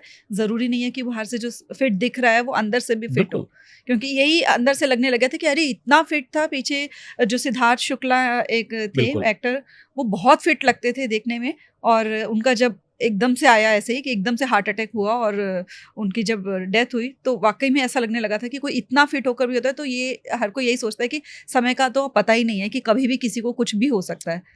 एक्चुअली दूर से इन लोगों से कभी बात करके देखिए, बहुत तनाव में है। राइट, खाने का कुछ भरोसा नहीं है इनका। 2-3 मेरे अच्छे दोस्त हैं जिनकी लाइफ तो मैंने बदल दी। मेरे पास से ही गेहूं लेके जा रहे हैं, मेरे पास से ही वो काला गेहूं मैं उगाता हूँ, बिल्कुल देसी काला गेहूं, और चावल लेके जाते हैं। मैंने कह दिया कि ब्रेड तुम खाना नहीं, ब्रेड बंद कर दिया उन्होंने खाना।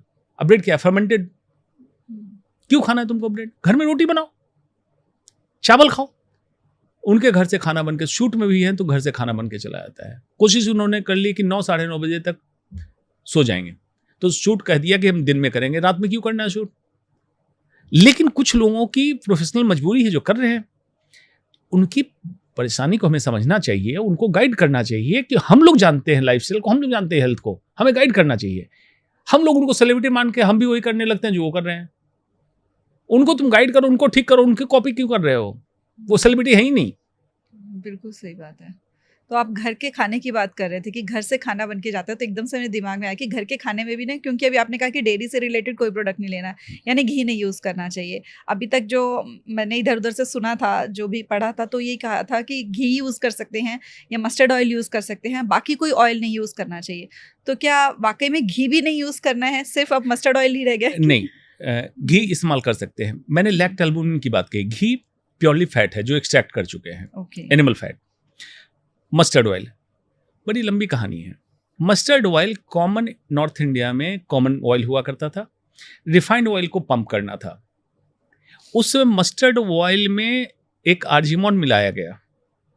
आर्जिमोन एक बीट्स है जो खेतों में होता है, वो मस्टर्ड ऑयल का कंपोनेंट नहीं था। आर्जिमोन के सीड्स मिला के मस्टर्ड ऑयल को निकाल के मार्केट में पंप किया गया रिफाइंड ऑयल की कंपनी द्वारा, और उससे ड्रॉपसी, पेट में पानी भर जाना, एक बीमारी हुई। हम लोग उस समय एमबीबीएस के छात्र थे। बाद में उसकी इंक्वायरी बैठी तो पता चला कि रिफाइंड कंपनी वालों ने मस्टर्ड ऑयल मार्केट से प्रोक्योर किया, उसमें आर्जिमोन के ऑयल मिलाया, और उस समय फैला दिया गया था कि मस्टर्ड ऑयल खाने से ड्रॉपसी हो रहा है। रिफाइंड ऑयल आ गया मार्केट में। अब जब रिफाइंड ऑयल से पता चला कि क्रोनिक इन्फ्लेमेशन, हार्ट अटैक बढ़ा, तो फिर से मस्टर्ड ऑयल घी पे आ गए, जिसको इतने दिन तक क्रिटिसाइज किया। तो ये तो कंज्यूमरिज्म है, ये बाजारवाद है, इसमें नहीं उलझना है। जो आपका जेनेटिक मेमोरी हम कहते हैं कि जो हमारे पूर्वज क्या खा के बढ़े हैं, किस रीजन में हम पैदा हुए हैं, कौन से जीन को कैरी कर रहे हैं, जो खा के बढ़े वही हमारे लिए सुटेबल है। अब बेवजह इंडियन एवोकाडो मंगवाते हैं, इंडोनेशिया से कीवी मंगवाते हैं, पास्ता खाते हैं, किस लिए खाना है? तुम्हारे जीन में है ही नहीं। बिहार को लिट्टी भी खाओ, खिचड़ी खाओ, यूपी वाले हो तो रोटी सब्जी खाओ, वही खाओ जो तुम्हारे जेनेटिक मेमोरी का पार्ट है, ताकि आपके डीएनए को सुकून रहे। डीएनए को बेवजह चैलेंज किए हुए। बड़े छोटे छोटे चीज है, विज्ञान सब चीजों को बहुत खोल के रखा हुआ है, लोगों को जरूरत है इसको आत्मसात करने के लिए। बिल्कुल सही बात बोली। एक मतलब मेरे थोड़ा सा एक क्वेश्चन और मेरे माइंड में ये आ रहा था कि जैसे आपने कहा कि हमें लोकल एंड सीजनल खाना है, फिर आपने कहा कि हमें जो जेनेटिकली हमारा है, खाते हैं लोग, वो खाना है। और तो मैं ये इसमें थोड़ा सा मुझे ये कन्फ्यूज़न आ रहा था कि अब जो लोग हैं वो इधर से उधर ट्रेवल करते हैं, कोई साउथ वाला हो सकता है वो नॉर्थ में आकर रह रहा है, अब वो लोकल सीजनल जो उसका था वो नॉर्थ में नहीं है, और जेनेटिक स्ट्रक्चर उनका वो वाला, तो उसे क्या खाना है? आपको कन्फ्यूजन है। सिर्फ यूपी बिहार वाले अपने लोकल चीज को नहीं खाते हैं। केरल के लोग दिल्ली में भी हैं, अपने यहाँ से केला मंगवाते हैं। मैंने खाया केरल वालों के यहाँ, अपने यहाँ से चिप्स मंगवाते हैं। और केरल के आउटलेट्स हैं यहाँ दिल्ली में, जो कि केरल से सामान लेके आता है। नंबर 1, उनके घर में खाना वही बनता है जो उनका है। गुजराती यहाँ से अमेरिका तक घूमने जाते हैं, अपने कुक लेके जाते हैं और खाने का सामान लेके जाते हैं। मैं गुजरात में रह चुका हूँ, मैं जानता हूँ अच्छे से उनके कल्चर को। वो कभी खा ही नहीं सकते आपका खाना। अब मान लीजिए कि आप कहते हैं कि यूपी बिहार वालों को, एमपी वालों को, पंजाब वालों को क्या हम गाइड करें? आप जहां रह रहे हैं घर में खाना वही खाएं जो जेनेटिक मेमोरी का खाना है। और रीजनल और सीजनल जो फल की बात मैंने कही, तो जिस एरिया में रह रहे हैं उस एरिया, केला पपीता खाए, कीवी क्यों खाना है, एवोकाडो क्यों खाना है? वो तो आपके भारत का ही नहीं है। तो इस एरिया से खाने से क्या होगा कि एक तो सीजन, क्लाइमेट जैसे चेंज हो रहा है, जो फल ओरिजिनली ऑर्गेनिकली पके वही खाएं। अब आप अप्रैल में आम क्यों खाते हैं? आम तो बारिश के बाद ही पकना चाहिए, जामुन बारिश के बाद ही आना चाहिए, तभी खाएं। ये बेसिक तत्व को करके देखिए। इसको मैं कॉम्प्लेक्स तरीके से अगर समझाऊं कि इसमें कौन सा एलिमेंट है, अब कब मैच्योर होगा, तो आपको बड़ा अच्छा लगेगा। लेकिन मैं सिंपल कह दे रहा हूं कि नेचर हर समय वो चीज तभी तैयार करेगा जब आपको खाने योग्य है। और उसी को महर्षि चरक कहते थे औषधि, कि औषधि कुछ समय के लिए आती है। आम को फलों का राजा क्यों कहा गया, सोचा कभी? आम अकेला फल है जिसको आप स्टोर नहीं कर सकते हैं। सारे फ्रूट्स आप कोल्ड स्टोरेज में रखते हैं। आम को रख के देखिए, कभी बेचा गया है आम को दिसंबर में? नहीं बेचा जाएगा। और आप इमेजिन कीजिएगा जब ठंड का मौसम हो कि आम खाने का मन किया, कभी नहीं करेगा। हो सकता है आपको पाइनएप्पल खाने का मन कर जाए, कोकोनट खाने का मन, आम खाने का मन नहीं करेगा। फलों को ऐसे ही बनाया गया था। हम बेवजह उसमें ह्यूमन इंटरफेरेंस बहुत ज्यादा कर रहे हैं और बीमारी को हम खरीद रहे हैं। बिल्कुल सही बात, हमने सारे कॉन्सेप्ट्स बहुत अच्छे से क्लियर कर दिए हैं, क्या करना है, क्या नहीं करना है, क्या चीज़ें लाइफस्टाइल में अपनानी चाहिए। एक जो प्लास्टिक से रिलेटेड आप बात कह रहे थे कि प्लास्टिक जो है वो हमें अपने किचन से हटा देना चाहिए भी, तो क्या सिर्फ किचन से हटाना चाहिए? क्योंकि अभी हम स्टूडियो में आए तो आप बात कर रहे थे कि आसपास भी जितना प्लास्टिक है वो सारी रात गर्म हो रहा होता है, तो वो भी हटा देना चाहिए। कि लोगों के घर में जो शो पीस हैं या ऐसी चीज़ें रखी हुई हैं प्लास्टिक की, वो भी उतना ही नुकसान करती हैं? बिल्कुल। प्लास्टिक्स में एब्रेजन एंड इरोजन, गर्म हवा जब चलती है तो उसके ऊपर से माइक्रोप्लास्टिक के पार्टिकल्स इवेपोरेट हो, आपके वातावरण में घूमता रहता है। हम इनहेल भी वही करते हैं। आपके कप में, कागज के कप, कागज तो कभी पानी, गर्म पानी को रोक नहीं सकता है, उसके अंदर माइक्रोप्लास्टिक्स है, फिल्म है, थिन फिल्म है, उसको हटा देना चाहिए। खाने से तो ऑब्वियसली हटाना चाहिए, लेकिन जो हम कॉस्मेटिक इस्तेमाल कर रहे हैं, प्लास्टिक ही क्यों, प्लास्टिक तो मैंने कहा बिस्फेनोल ए, थैलेट्स इसमें है ही है। नॉन स्टिक, नॉन ग्रीजी चीजें जैसे बटर पेपर किचन में आप इस्तेमाल करते हैं, उस पर क्या है? PFAS. Wrinkle free shirt, grease free shirt, grease free, stain free चादर, कर्टन, इन सब में पीफास है, जिसको कहा था forever chemical, cancer forming chemical है वो, जो कहा जाता है सदैव के लिए, क़यामत से क़यामत तक रहने वाला रासायनिक तत्व, उसको कहते हैं पीफास से पीफॉस, जो नॉन स्टिक तवे पे, बर्तन पे होता है। आप कुक करती हैं, कुछ दिनों में वो नॉन स्टिक खत्म हो जाता है, वो कहाँ गया? इंसान के पेट में। इंडियन कुकिंग के लिए नॉन स्टिक कभी उपयुक्त है ही नहीं, क्योंकि हम लोग तेल डाल के छौंक लगा के और करछी से कुकिंग करते हैं। हमारे लिए तो था ही नहीं, और वो खरच खरच के खाने में वो छौंक की तरह हम अंदर खा जाते हैं और ये हमारे शरीर में जाके जमा हो जाता है। Again chronic inflammation, endocrine disruption और कैंसर। तो इन चीजों को भी हटाना है अपने। कहने का मतलब यह है कि जितना हो सके नेचुरल तरीके से नेचुरल लिविंग में बिलीव करें, और उसी के लिए मैंने बुद्ध की बात कही, सचेतन, माइंडफुलनेस, हर चीज को प्रॉपर्ली ऑब्जर्व करें, अपनी जरूरतों को समझें और सचेतन अवस्था में देखें कि आपकी जितनी जरूरतें उतना ही करें। देखिए आपके जीवन से बहुत सारी चीजें चली जाएगी, बीमारी तो आएगी नहीं। बिल्कुल, तो आपने बड़े अच्छे से ये बताया कि ना कैसे हमने उन चीज़ों को लेना बंद कर देना जो वाकई में नुकसान कर रही है। तो अगर हमारा ये पॉडकास्ट सुनने के बाद आपकी सारी बातों से इंस्पायर हो कि अपने घर से हर कोई वो चीज़ें हटा रहा है, लेकिन जो अभी तक वो उस एटमॉस्फेयर में थे, तो वो सारा जो इम्पैक्ट उनकी बॉडी पे हुआ है, उसको अगर वो नलीफाई करना चाहें तो क्या स्टेप्स लें? आप बहुत इंटेलिजेंट हैं। आज तक यहाँ पे पॉडकास्ट खत्म हो जाता था, इसके बाद किसी ने नहीं पूछा, इसलिए मैंने बताया भी नहीं। बॉडी में क्लिंजिंग मैकेनिज्म है। बॉडी हर समय जैसे ही सोर्स को हमने बंद किया तो बॉडी उसको निकालना चालू करती है। जैसे मैं कहता हूं कि माइक्रोप्लास्टिक्स अगर खत्म भी करना है तो पानी को गर्म करो और उसमें थोड़ा सा फिटकिरी पोटेशियम डाल दो, वो माइक्रोप्लास्टिक को लेकर सेटल डाउन हो जाएगा। ऊपर से पानी फिल्टर कर लो।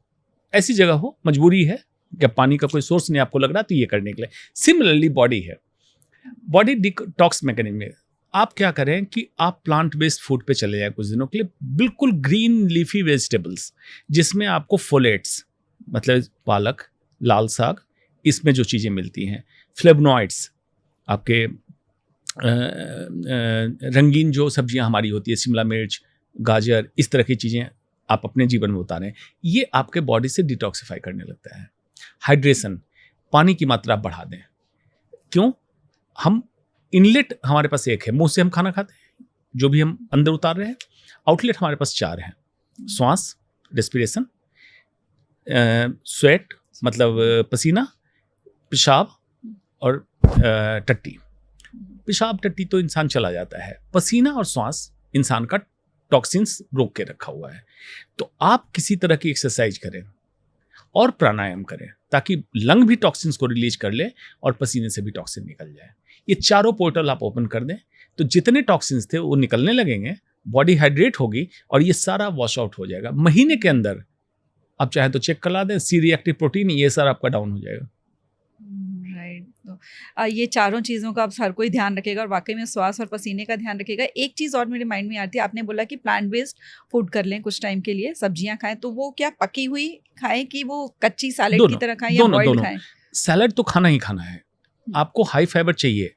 और जो पकी हुई सब्जियां भी है उसको मैं हर समय खाने का तरीका ये बोलता हूँ कि भारतीय भोजन में चावल, दाल और सब्जी खाते हैं, या रोटी, दाल, सब्जी खाते हैं। मैं हर समय कहता हूँ सब्जी, दाल, चावल खाओ।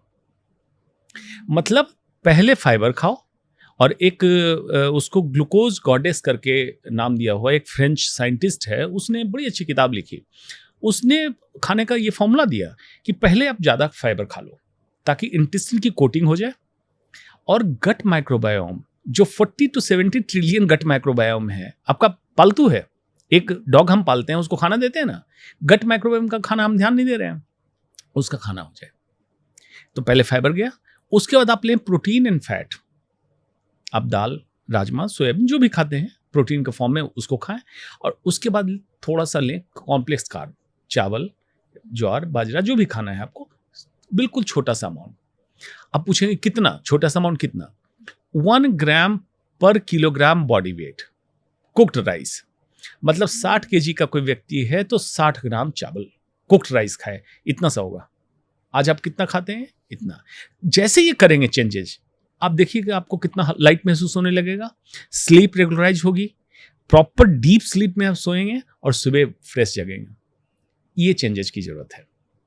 ग्लूकोज स्पाइक नहीं होगा, कार्ब क्योंकि लास्ट में लिया, पहले आपने प्रोटीन फैट लिया, उसके पहले फाइबर लिया, कोटिंग हो गई। कॉम्प्लेक्स कार्ब डाइजेस्ट होने में टाइम लगेगा और बहुत स्लो रिलीज करेगा ग्लूकोज को, तो इंसुलिन स्पाइक नहीं होगा। और इन सब चीज़ों से फिर हमारा बॉडी का डिफेंस मैकेनिज्म स्ट्रांग रहेगा। बीमारियों से अपने आप ही दूर रहेंगे। बिल्कुल, आज तो बहुत वैज्ञानिक तरीके से पॉडकास्ट हो गया है।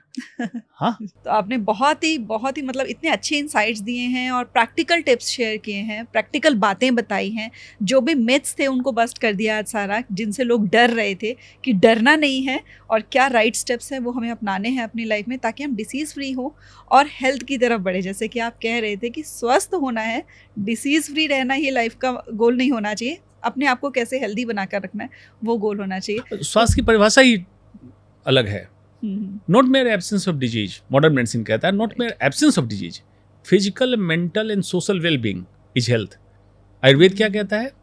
सम दोष सम अग्निश सम धातु मलः क्रिया प्रसन्न आत्मेंद्रिय मनः स्वस्थिति अभिधीयते। सब चीज सम अवस्था में हो जाए, वही स्वास्थ्य है। बिल्कुल सही, बीमारियों का नहीं होना स्वास्थ्य नहीं है। बिल्कुल सही बात है। तो थैंक यू सो मच इतना you. कीमती समय हमें देने के लिए और इतने डिटेल में सारी बातें समझाने के लिए। Thank you. Thank you.